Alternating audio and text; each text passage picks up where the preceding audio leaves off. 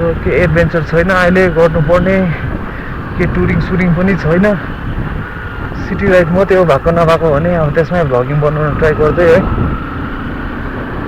के कसो हुन्छ।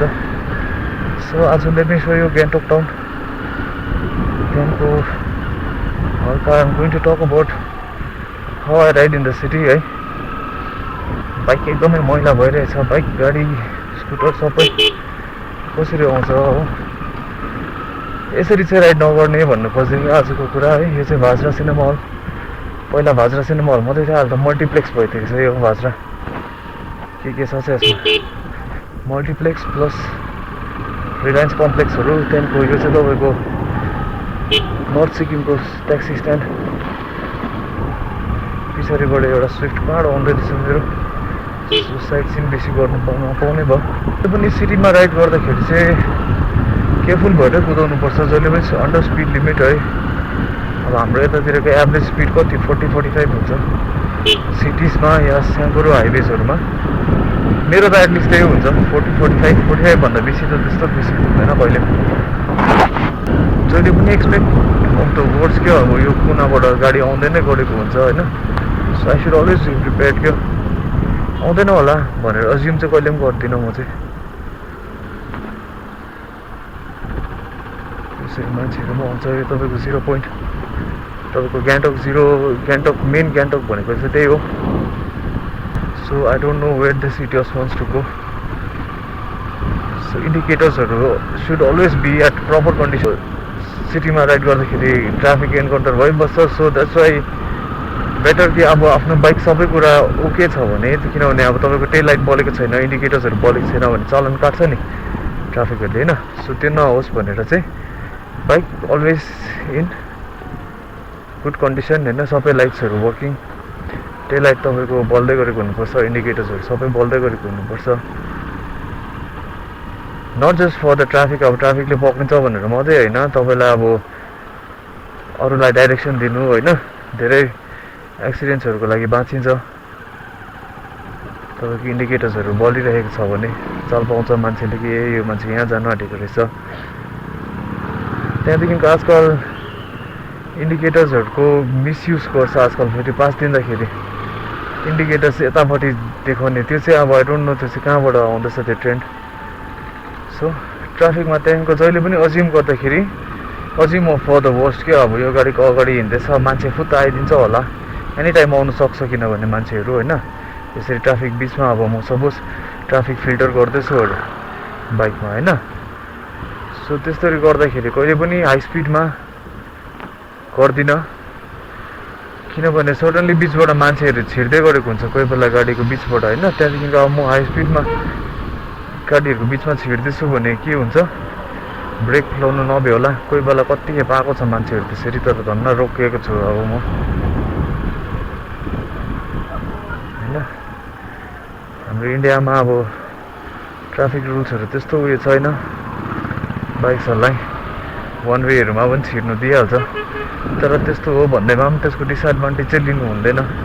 अप्ठ्यारो जग्गामा अब अर्कालाई पनि हेरिदिनु पऱ्यो क्या, रोडमा चाहिँ अब जहिले पनि अर्काको पनि सोच्नुपर्छ, किनभने यो रोड अब सबैको हो होइन। त्यहाँदेखिको बाइकमा त झन् अब आफै जोगिहाल्नुपर्छ, अगाडि ट्रक आउँदैछ जग्गा छैन भने त तपाईँले बाटो छोडिदिइहाल्नु पऱ्यो नि। त्यो ट्रकले रोक्छ भनेर तपाईँले त्यो ट्रकको अगाडि बाइक रोकेको गऱ्यो भने त त्यो ट्रक आयो भने त होइन आफ्नो ज्यान जानुसक्छ। ज्यानै गएन भने पनि आफ्नो बाइक ड्यामेज हुन्छ होइन।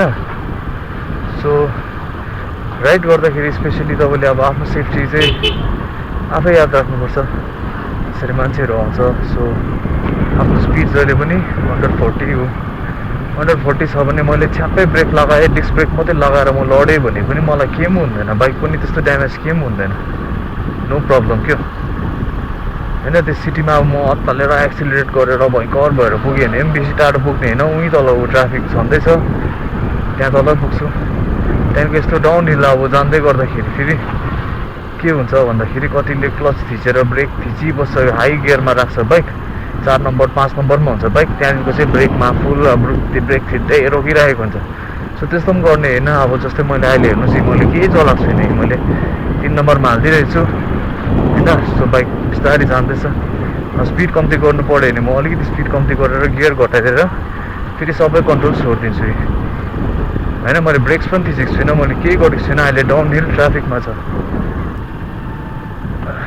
ट्राफिकमा चाहिँ आरामले नै राइड गर्ने हो, जहिले पनि अन्डर स्पिड लिमिटमा, किनभने any time anything can happen. School छुट्टी भएको रहेछ होइन, स्कुलको नानीहरू हिँड्दै रहेछ, यस्तो हुन्छ। सो हाई स्पिडमा पहिला यहाँ मात्रै यहीँ देउरालीमा यही ट्राफिक पोइन्टमा एउटा एफजेडले एउटा लेडी ट्राफिक अफसरलाई मार्नुको डेथ भएको थियो, यहाँ एक्सिडेन्ट भएर।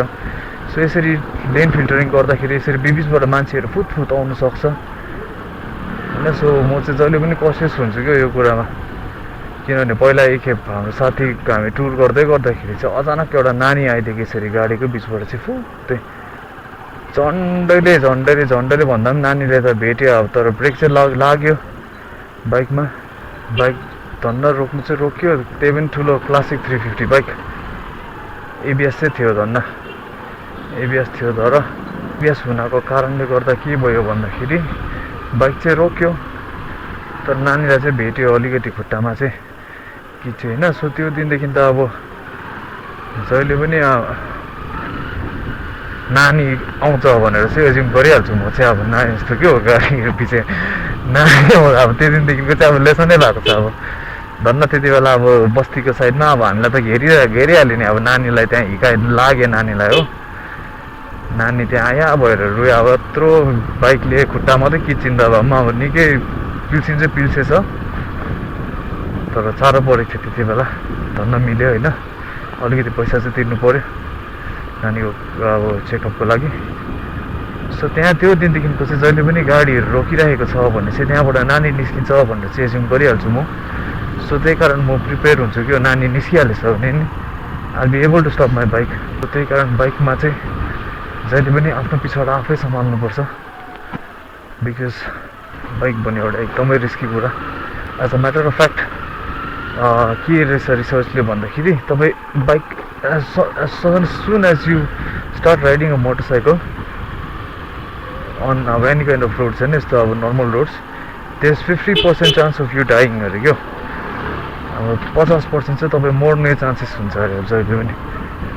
सो यु क्यान इमेजिन क्या, अब दिस थिङ इज नट अब मजाक गर्ने चिज चाहिँ होइन। अब राइडहरू भन्ने कुरा तपाईँले केयरफुल भएर एउटा समझदारी भएर होइन, रेस्पोन्सिबल भएर कुदाउनुपर्छ। Down the hill is always harder क्या, अप द हिल मजा आउँछ कि, डाउन द हिल चाहिँ इट्स नट सो। पछाडि गएर गाडीहरूले ओभरटेक गरिदियो भने फेरि साह्रो पर्छ मलाई। बादमा के हुन्छ भन्दा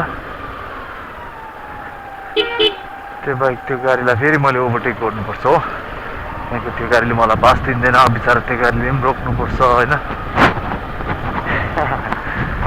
त्यो गाडी रोडमा हिँड्दाखेरि चाहिँ अब त्यही हो, किनभने आफू पनि हिँड्नुपर्छ होइन। अब आफूलाई पनि अर्कोले इडी गरिदियो भने त्यही हो नि, अब बोरिङ हुन्छ। सो आफूले पनि अर्कोलाई इडी गऱ्यो भने बोरिङ हुन्छ होइन। यसरी गाडीहरू राखिरहेको हुन्छ, कुकुरहरू एनी टाइम आउनु सक्छ। हाम्रो यतातिर पार्किङको चाहिँ साह्रो प्रब्लम छ। रोपवे आज पनि चल्दै रहेछ हाम्रो ग्याङ्टकको रोपवे, भेरी सर्ट बट राम्रो छ, स्विट। बस्नु चाहिँ पाउँदैन उभिएरै हो अरे नि। त्यहाँदेखिको रोड्सहरू पनि अब यस्तै हो,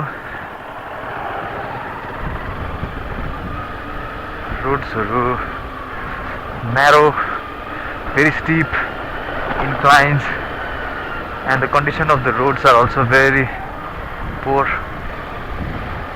I could say that होइन, राम्रो छ भने पनि एक दुई दिनको लागि मात्रै हुन्छ क्या।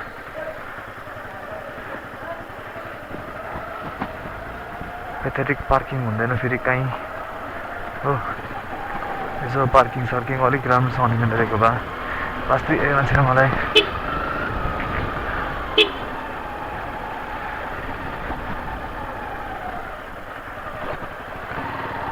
बाइकमा चाहिँ छिरिहाल्न पायो, गाडीमा हो भने चाहिँ टाइम फ्युल सबै एक्स्ट्रा लाग्छ क्या।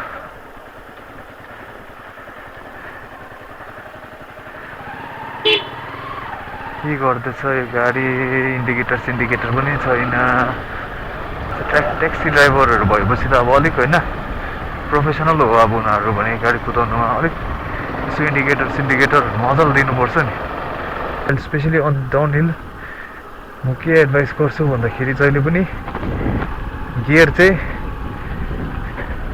तपाईँ हाई गियर्सहरूमै कुद्नुपर्छ आई मिन लो गियर्सहरू होइन 1 नम्बर 2 नम्बर 3 नम्बर 4 नम्बरहरू बेसी नहालेकै ठिक छ म्याक्सिमम 3 नम्बर 2 नम्बर होइन यस्तो स्टिप इन्क्लाइन्सहरू अब यो भिडियोमा त्यस्तो स्टिप देखेको छैन होला तर this part of the road this road is quite steep म यहाँ अब 3 नम्बरमा झर्दै थिएँ म झन्डैले यहाँ बग्यो so 2 number is okay 3 number okay so 3 नम्बरमा मैले छोडिदिइरहेको छु तर अलिक बत्तिँदैछ सो यो टर्न लिनु लागि म फेरि 2 नम्बर हालेर क्लच छोडिदिन्छु त्यहाँदेखिको अगाडिको ब्रेक बिस्तारै छोडेर टक्क फेरि 3 नम्बर हालिहाल्यो भाइ आराम चाहिँ होइन ब्रेक्सहरूमा पनि बेसी प्रेसर नलगाएको ठिक छ किनभने यस्तो रोड अब तपाईँहरूले बेसी लामो स्ट्रेच हिँड्दैछ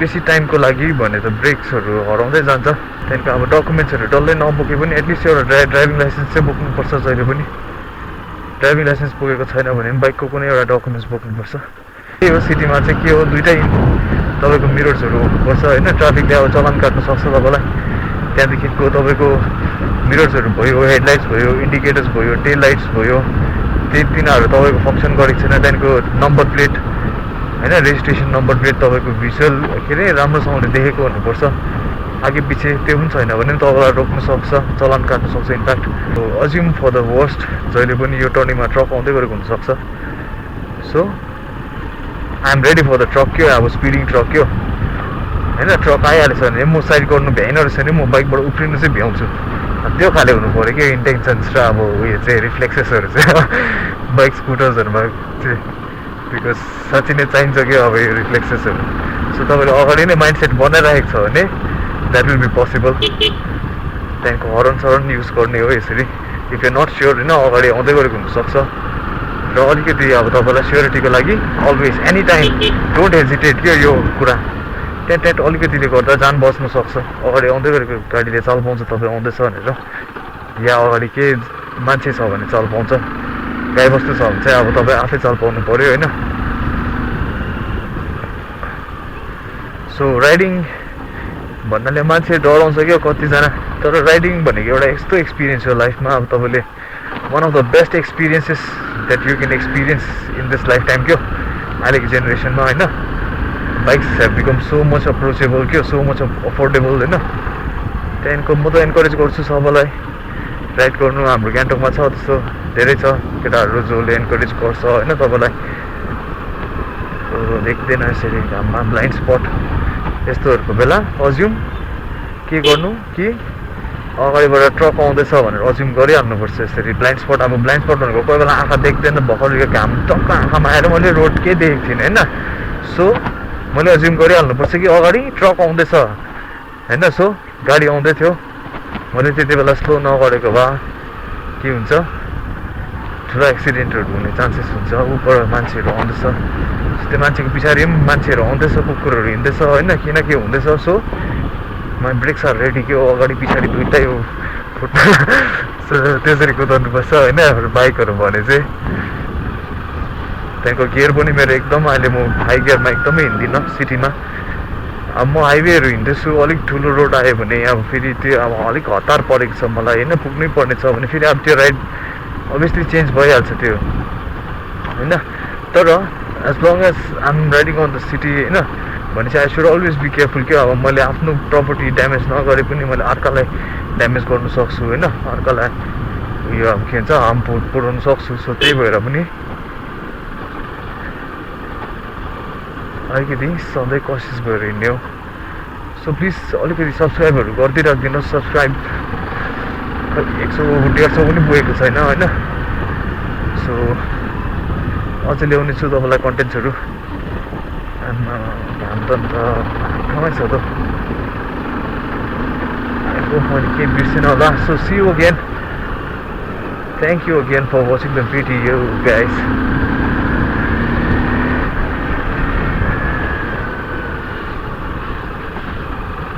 बिरालो आउँछ बिरालो